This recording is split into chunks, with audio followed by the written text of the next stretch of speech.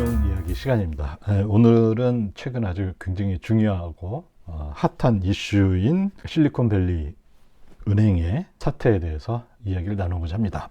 먼저 이 실리콘밸리 은행의 사태를 좀 쉽게 이해하기 위해서는 은행의 기본적인 수익 모델에 대한 이해가 먼저 선행이 돼야 될 것 같습니다.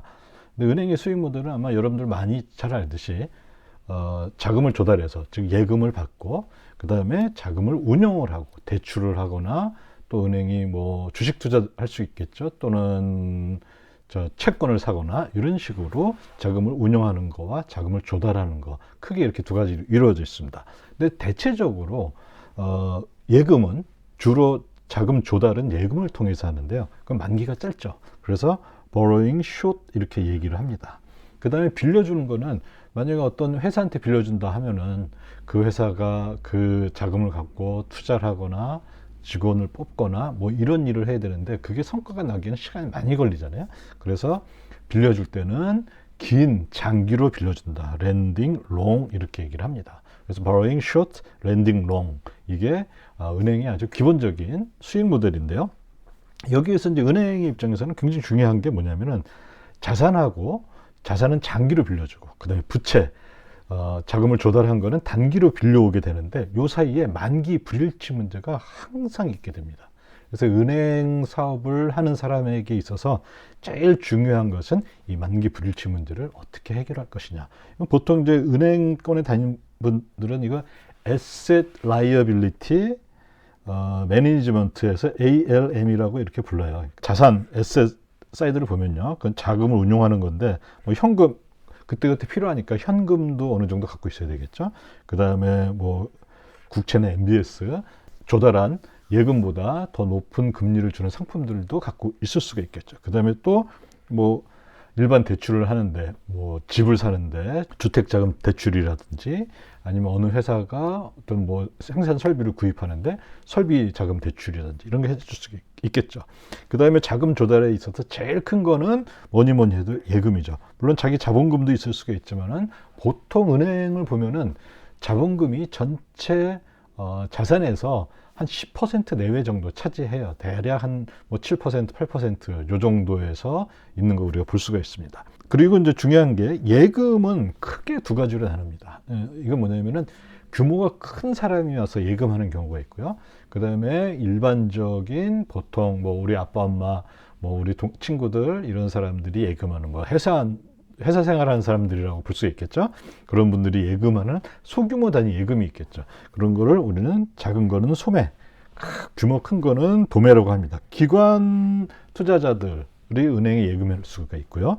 그 다음에 기업들은 운전 자금용으로 이게 뭐 작은 기업이면은 뭐 지금 몇 명 안 되는 작은 기업이라면은 규모가 그렇게 크지는 않겠지만은 뭐 예를 들어 직원이 100명이다. 그럼 한 사람당 월급이 뭐 한 평균 300이 들어간다. 그러면 최소한 이 직원 월급만 해도 3억이 필요하죠. 한 달에. 그러면 그런 돈들이 이렇게 계속 은행에 맡겨야 되는 건데 이런 것들은 우리가 도매 뭐 규모가 큰 거. 그리고 이걸 미국에서는 보통 이걸 250K니까 25만 달러죠. 요걸 기준으로 합니다. 이거 250K를 기준으로 하는 이유는 25만 달러 이하는 예금보험공사 FDIC라고 하는 데서 무조건적으로 은행이 파산하든지 무슨 일이 생기더라도 무조건적으로 이걸 보증을 해주기 때문에 요 25만 달러를 보통 기준으로 예금보험 보증을 받느냐 받지 못하느냐.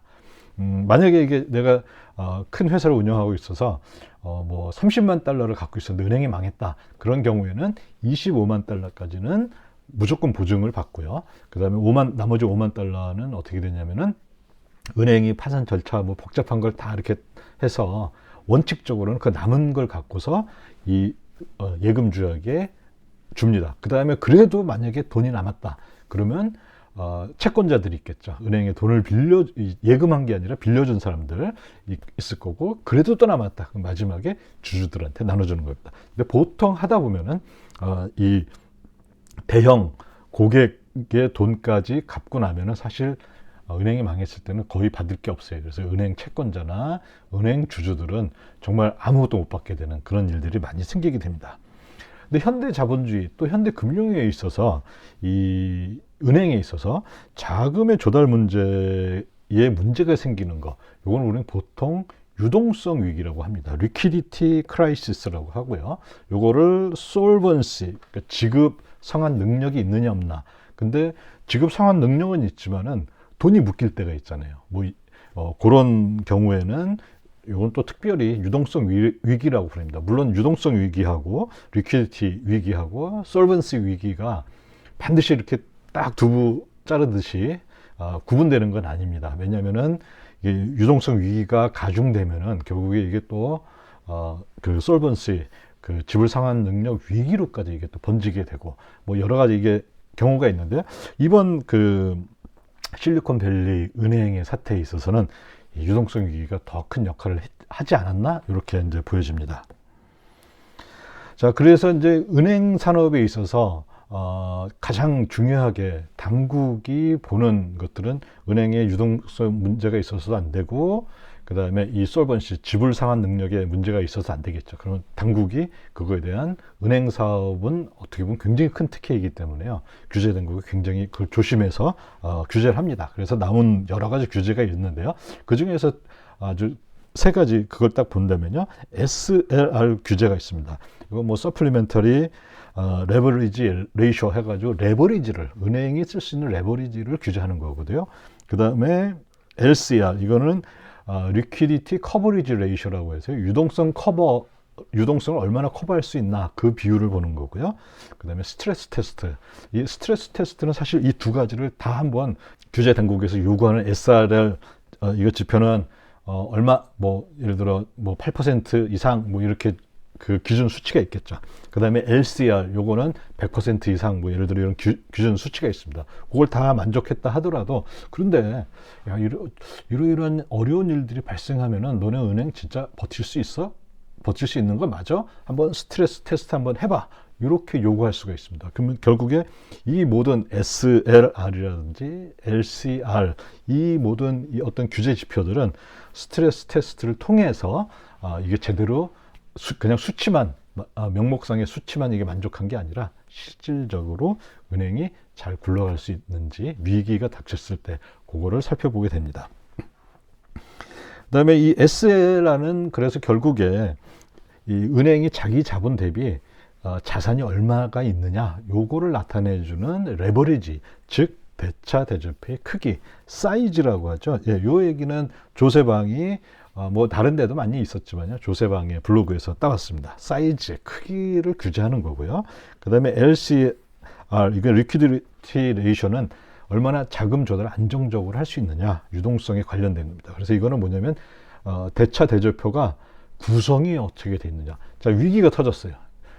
막 고객들이 예금을 빼나갑니다. 그러면 그 예금 인출할 때 100만 원 내가 예금한 거 100만 원 주세요 했는데 은행에 돈은 없어요. 그러면 소문이 확 나고 뱅크런이 발생하겠죠. 그럼 그때 은행은 뭘 해야 되냐면 자기가 갖고 있는 자산을 처분해서 그 고객에게 그 돈을, 그 예금을 인출하는 거를 충당을 해야 되겠죠. 그러면 이때 어떤 일이 벌어지냐면은 은행이 자산이 받는데 자산이 부동산만 돼 있어요. 그런데 고객은 당장 오늘 와서 그 돈을 인출을 요구합니다. 그러면 부동산을 팔아야 되는데 부동산은 유동성이 굉장히 떨어지는 그런 상품이죠. 그렇다면은 이 고객의 인출 요구에 응대하기 위해서는 부동산을 헐값에 처분해야 되겠죠. 그래서 이 대차 대조표 자산이 무엇으로 구성이 되어 있냐, 유동성이 높은 상품으로 되어 있느냐, 아니면은 유동성이 굉장히 낮은 상품으로 되어 있느냐, 요 구성을 잘 봐야 되겠죠. 그래서 고객이 그 스트레스 테스트에서는 뭐 일정 기간 동안에 얼마나 이렇게 인출을 했으면은 너 큰 손해 없이 견딜 수 있어 없어, 요걸 보는 겁니다. 그래서 이 LCR은 대차 대조표의 구성, 즉 컴포지션을 규제하는 그런 지표입니다. 이 두 가지 중요한 지표를 가지고서 실제 다양한 상황에 넣어서 시뮬레이션을 해본 게 이게 스트레스 테스트인데요. 이게 굉장히 중요하겠죠. 그럼 스트레스 테스트를 해가지고 이게 뭐 끄떡없다, 그렇다면은 문제가 없는데 이게 문제가 있다 그러면은 이제 연준이나 규제 당국에서 시정 명령이 내려오겠죠. 보안이 너네 은행의 대차 대조표와 또 이 유동성을 그 공급해주는 자금을 조달해주는 부채, 특히 예금의 구성이 뭔가가 잘못되어 있으니까 이거 이렇게 고치시오 이렇게 해야 되겠죠. 자, 그런데 이런 것들은 주로 2008년 금융위기 이후에 굉장히 강화가 됐습니다. 그래서 지금의 위기들을 보면은 2020년 코로나 때도 은행 산업은 사실 위기가 없었어요. 2008년 금융위기 때는 은행 산업이 그야말로 굉장히 큰 타격을 받았지만은 그 이후에 이제 위기 이후에 진행된 다양한 규제라든지 굉장히 좀 엄격했죠. 엄격한 규제 정책으로 인해서 은행의 그 전체적인 은행 전체 산업에 있어서 큰 문제는 2020년에도 큰 문제는 없었는데요. 이게 2008년 이후에 한 10여 년을 끌어오다가 그 새로운 규제가 돼서 바젤 3라고 하죠. 이제 그 전체적인 규제를요. 바젤 3에 입각해서 규제가 쭉 오다가 18년에 5월에 미국에서, 이건 미국의 사례입니다. 규제가 후퇴하게 됩니다. 요 규제가 후퇴하게 된 배경에는 뭐 여러 가지 것들이 있지만요. 그 중에서 특별히 한번 짚고 넘어가야 될 게 그레고리 베커라고 지금 실리콘밸리 사장이었던 요 분은 현재 사임했지만요. 지난주까지 샌프란시스코 연준의 이사회 멤버였어요. 보드 오브 디렉터라고 하는데 이 지역 연준들은 그 동네에서 그 지역에서 이제 뭐 금융업에 종사하는 사람들, 그다음에 뭐 시민 대표 뭐 이런 사람들도 이렇게 그 디렉터 그 보드 자리에 참여를 합니다. 근데 이 중에서 이제 클래스 A라고 해서 A급이었죠. 이런 분이었습니다. 이런 사람들은 이제 자기 은행업을 하니까 그리고 또 굉장히 좋은 위치에 있잖아요. 뭘 하겠습니까? 자기 은행에 유리한 방식으로 입법 활동을 하려고 하겠죠. 그러면 이런 이제 영향력 있는 사람들이 그 상원 의원들, 하원 의원들을 만나서 야, 우리의 이러이러한 법이 필요하니까 요거를 한번 만들어 보자 해서 나온 게 2018년 5월에 만들었던 S2155. 이거는 뭐 경제 성장과 규제 완화, 그다음에 소비자 보호를, 권익 보호를 위한 법률 해서 이렇게 나왔는데요. 그 중에서 가장 눈여겨봐야 될 것이 뭐냐면 섹션 401, 401조 요기를 봐야 되는데요. 이 401항이라 그래야 되네. 예. 여기에서 뭐 어떤 이 기존에 이제 있었던 바젤 3 규제를 후퇴하는 일이 벌어지는데요. 거기서 어떤 일이 있냐면은 보통 이제 스트레스 테스트를 하는데 결국에 이제 모든 걸 다 하고 LCR도 만족하고 SLR도 만족했을 때 이걸 가지고서 이제 결국에 이 최종 목표는 스트레스 테스트를 하기 위한 건데요. 요걸 할 때 10빌리언이니까 10빌리언이니까 100억 달러 규모의 자산을 가진 은행은 거기까지 그 이상만 해 이렇게 한 겁니다. 그래서 그 100억 자산이 100억 달러 이상인 은행들은 다 이제 스트레스 테스트를 했어야 됐는데 이 법안 S215 법안의 그 401항에서는 뭐 어떻게 됐냐면 이 100억 달러를 2,500달러로 무려 25배 상향 조정을 하게 됩니다.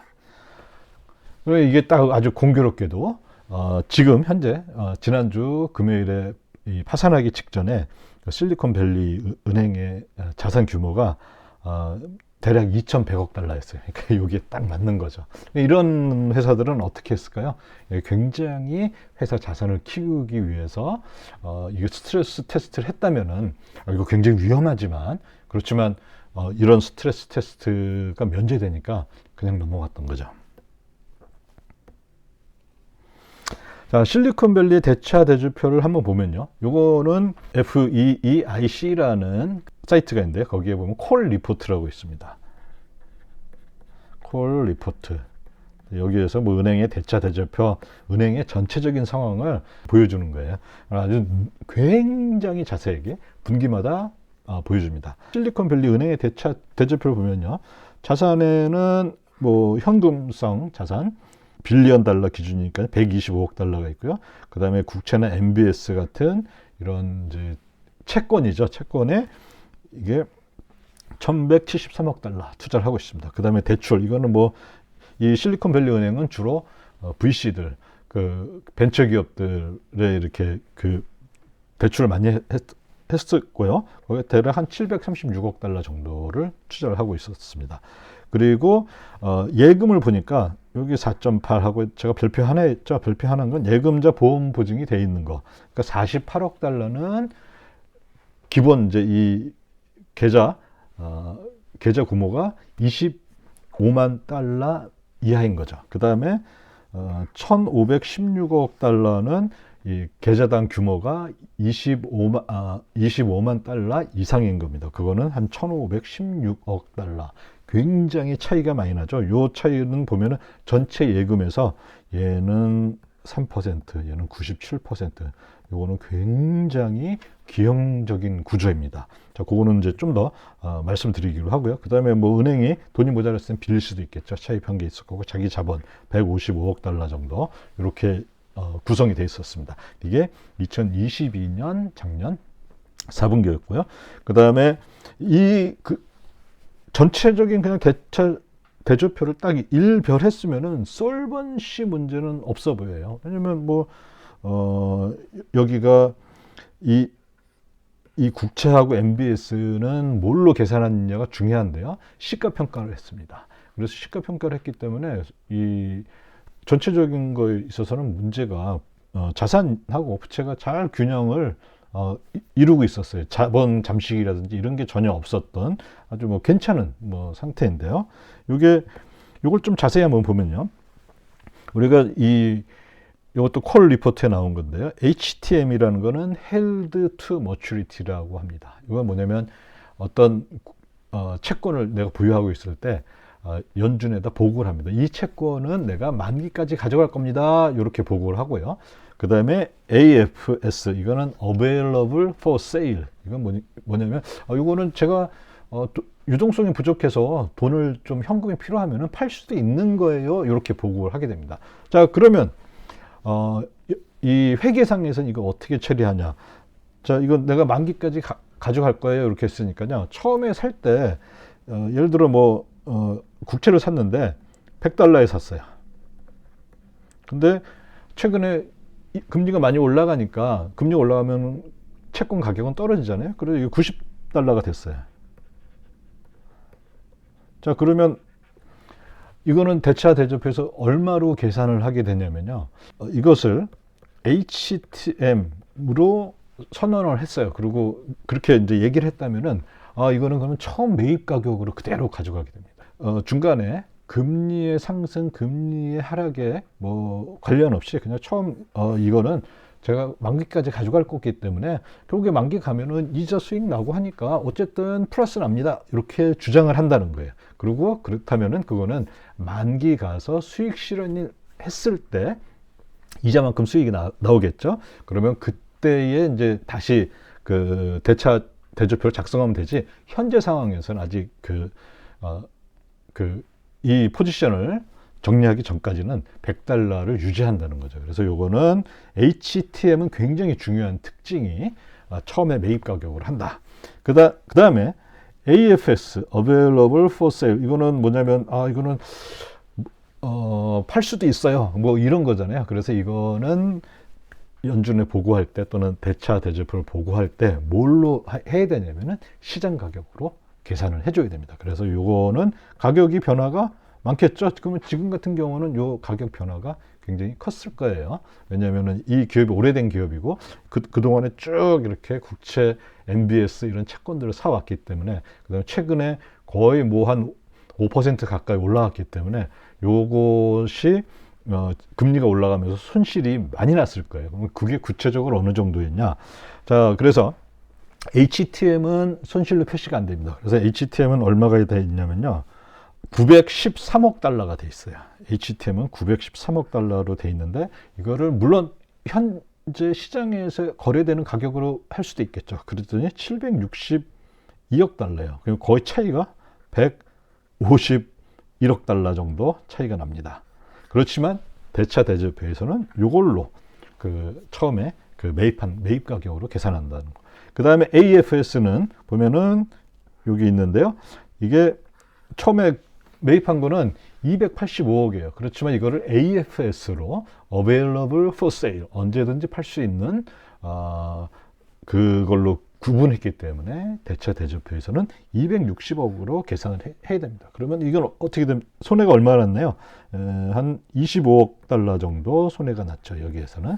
그래서 이거에 비해서는 뭐 HTM에서 난 손해에 비해서는 그닥 크지는 않지만 어쨌든 HTM에 많이 있기 때문에 대차 대조표상으로서는 전혀 문제가 없는 것처럼 보입니다. 그런데 언제 문제가 생기냐? 유동성 문제가 생기면은 이게 HTM이라고 해서 이게 그렇게 선언한 거지 회계적으로 이렇게 보이게 하겠다라는 거지 문제가 생기면 팔 수가 있는 거예요. 근데 문제가 생기고 있었죠. 그럼 이거 팔면은 바로 이 회사의 실질적인 손실은 얼마가 되냐면 여기서 151억, 여기서 25억, 176억이라는 손실을 지금 안고 있는 것입니다. 물론 잠정적으로지만요. 그러면 이게 이 회사의 자본금이 얼마였냐면은 155억이었잖아요. 그러면 이미 자본 잠식이 돼버린 거죠.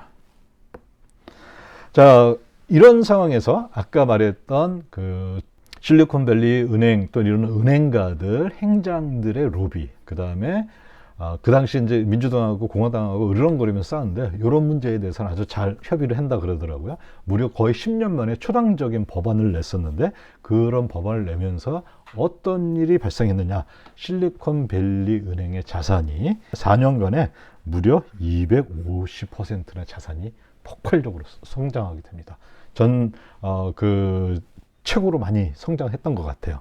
이제 어느 정도 규모 있는 데서요. 그다음에 요즘 말이 많던 시그니처 그룹 그 회사도 대략 한 120% 성장했고요.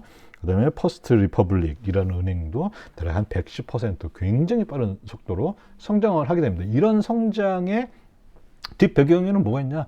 이 은행들의 자본금이 자본금이 아니라 전체 자산이 2,500억 달러보다 낮았기 때문에 이런 성장이 가능했던 거고, 그런 성장이 가능했다는 것은 이 은행들은 할 필요가 없었죠. 스트레스 테스트를 면제받았기 때문에 이런 성장이 가능했습니다. 자, 그런데 이런 것들은 언제 유리했을까요? 네, 초저금리가 유지됐을 때는 뭐 별 문제 없이 잘 나가고 있었죠. 그렇지만 바로 작년 3월부터 있었던 이 금리 인상, 이 시기에는 여기가 굉장히 취약한 대차 대조표에서는 딱 그것만 봤을 때는 쉽게 발견되지 않는 유동성 문제가 불겨지기 시작한 겁니다. 자, 그래서 요거는 이제 JP 모건의 마이클 샘벌리스트라는 분이 작성한 이제 보고서였는데요. 3월 10일에 지난주 금요일에 이제 작성한 거였는데요. 은행을 크게 뭘로 봤냐면요. 일종의 레버리지죠. 대출하고 채권, 그러니까 은행이 자금을 쓴 거예요. 그거를 예금으로, 그러니까 조달분의 운용이죠. 그러니까 일종의 이제 레버리지 개념하고 조금 비슷합니다. 요거 비율을 가로축으로 놨고요. 그 다음에 세로축은 뭐냐면은, 전체 예금에서 소매 예금이 차지하는 비율을 나타냈어요. 소매 예금하고 도매 예금의 굉장히 큰 차이는 뭐냐면은, 돈이 규모가 작으면은 사실 어디서 뭐 1% 준다고 해서 이게 쉽게 움직여지지는 않아요. 굉장히 이자율에 둔감해요. 그 다음에 소매로 돈을 맡긴 사람들끼리 유대 관계가 거의 없죠. 전혀 모르는 사람들이 이렇게 모여서 합니다. 그렇지만 내가 만약에 어느 은행에 100억 달러를 예치하고 있다. 그러면 이런 사람들은 어떻게 하나요? 네, 그런 비슷한 그룹끼리 만나서 자기 힘을 과시하려고 하겠죠. 그러니까 이 사람들은 잘 뭉치고, 그 다음에 조금 뭐 이자율이 높은 데 있으면 글로 가려고 하고, 그 다음에 뭐 은행에 문제가 있으려면 바로 행동을 취하려고 하죠. 그래서 굉장히 이자율에 민감한 그런 자금들입니다. 그래서 유동성의 문제는 주로 여기에서 이제 생기게 되는데요. 그걸 보면은 소매 예금 비율이 높으면 높을수록 이 은행이 자금 조달은 굉장히 안전해지겠죠. 그래서 예금 기준 여기는 안전해진 거예요. 그 다음에 예금분의 자기 자금 운영하는 거, 대출이라든지 뭐 채권이라든지 이게 적으면은 그것도 상당히 보수적이겠죠. 그럼 여기가 제일 안전지대고, 반대로 이쪽이 제일 위험지대에 해당하겠죠. 자, 그러면 여기 이제 홀로 하나 있죠. JP 모건이라는, 한때 사실 1913년 연준이 탄생하기 이전에 실질적인 중앙은행 역할을 했던 JP모간 은행이 여전히 여기에 있습니다. 자, 그 다음에 지금 제일 문제가 됐던 게 뭐가 있나요? 네, 이게 실리콘밸리 은행이에요. 굉장히 적적 이 소매 예금이 전체 예금에서 차지하는 비율도 굉장히 작고요. 그 다음에 또 어제 이제 하면서 연준, 그 다음에 FDIC, 그 다음에 재무부가 모여서 했던 게 시그니처 은행을 클로즈하기로 했잖아요. 거기 여기 있습니다. 결국 이 표를 보면 우리는 뭘 알 수가 있냐면은 은행이 사실 어떤 레버리지를 많이 썼다 요거보다는 은행의 소매 예금의 비중이 작은 게 이게 결국엔 유동성 문제가 굉장히 중요한 현재 형국에서는요 굉장히 지배적인 역할을 하고 있다 볼 수가 있죠. 자, 그 다음에 이제 또 여기 보면 바로 위에 FRC라고 이게 퍼스트 리퍼블릭 뱅크 지금 굉장히 말이 많이 나오는 이렇게 큰 회사들이 현재 이렇게 이쪽에 분포하고 있습니다. 자, 그다음 이제 마지막으로 각 은행을 한번 비교해 보면요. 제가 한번 아까 얘기했던 콜 리포트라는 데서 실리콘밸리, 시그니처, 퍼스트 리퍼블릭, JP모간 아까 했던 거를 이렇게 수치를 한번 나타내 본 건데요. 자, 보면 이제 제일 큰 특징 중에 하나가 부채에서 이 250K보다 작은 거, 이게 소매고요. 250K보다 큰 거, 이게 이제 도매인데요. 예금이죠. 이 실리콘밸리는 3%, 97%. 굉장히 큰 차이들을 보여주고 있죠. 자, 그 다음에 시그니처 6에 94.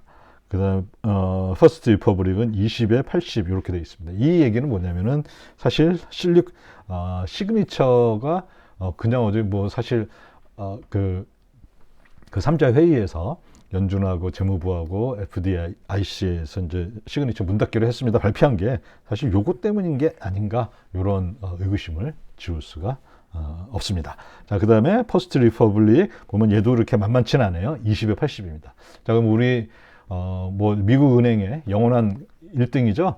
여기는 보면은 40대 60이에요. 뭐 이 정도면은 굉장히 안전한 수준이 아니겠는가 이렇게 한번 생각해 볼 수가 있습니다. 네, 오늘 여기까지 한번 간단하게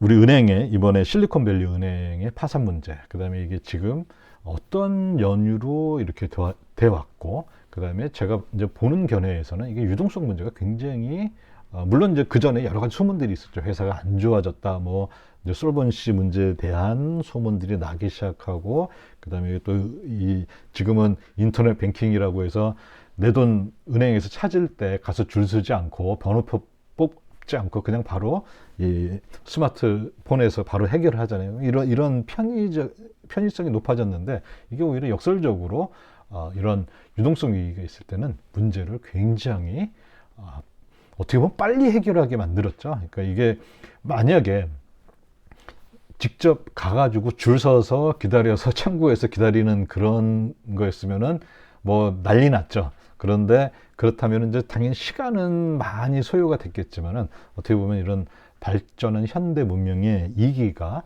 이런 일들을 더 빠르게 만들어줬고, 그다음에 여기에는 결국에는 굉장히 중요한 역할을 한 게 이게 바로 이 유동성 문제가 아니었나 이렇게 생각을 해봅니다. 그래서 이 은행을 볼 때는 이 유동성 문제 중요하게 봐야 할 것 같고요. 그다음에 이제 다음에는요.